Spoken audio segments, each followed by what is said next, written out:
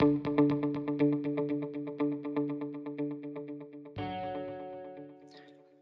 how does infrastructure power insights? Your biggest customer today within the organization is probably marketing for insights.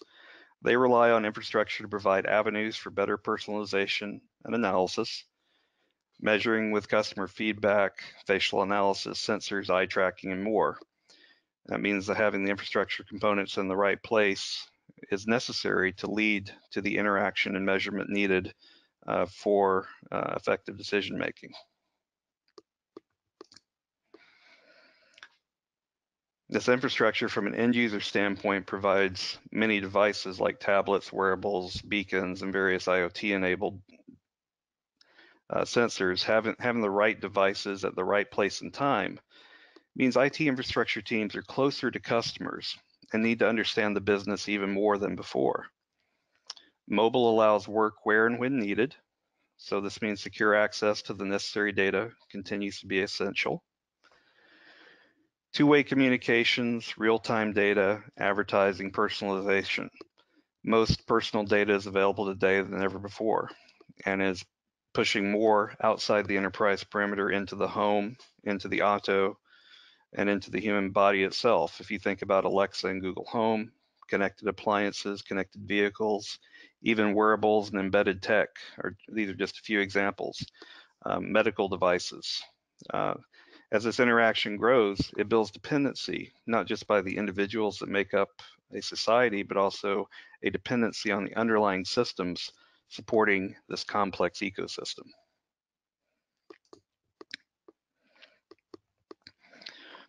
I mentioned public and private cloud. These dependencies can stretch over geographic areas, causing performance and degradation issues.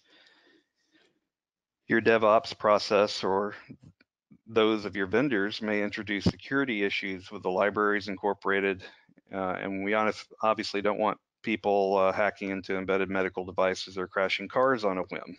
So this is why we don't just worry about security during development or after deployment.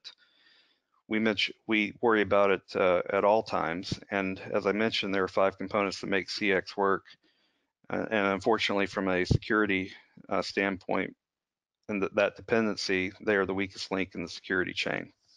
And this is where service failures can be most damaging, is when your people get involved and you have bad actors or folks who make mistakes along the way.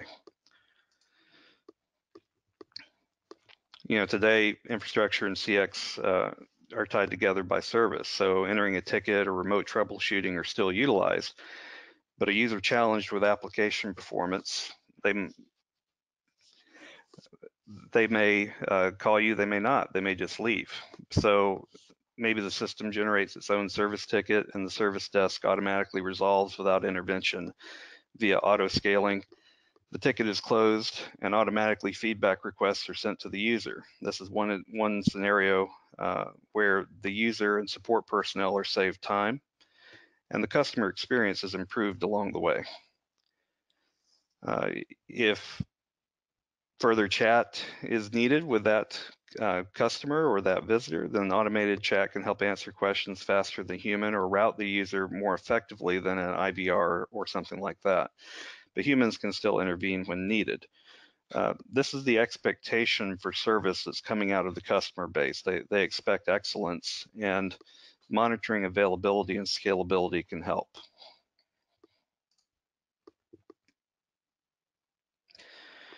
So that brings us to availability and scalability.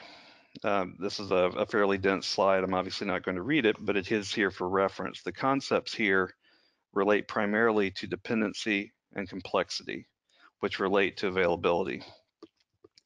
I like to use a common example from my book where we talk about how Beyonce's website went down during the Super Bowl halftime show. It not only went down, it crashed substantially for 4 hours because it was getting crushed by traffic. So who knew, performing at the Super Bowl would actually bring traffic to your website? But this also happens in other scenarios. We had a client whose website traffic would spike quite often when their NASCAR driver would lead a race, for example, at Daytona. And so these ideas of availability and scalability and resilience are important.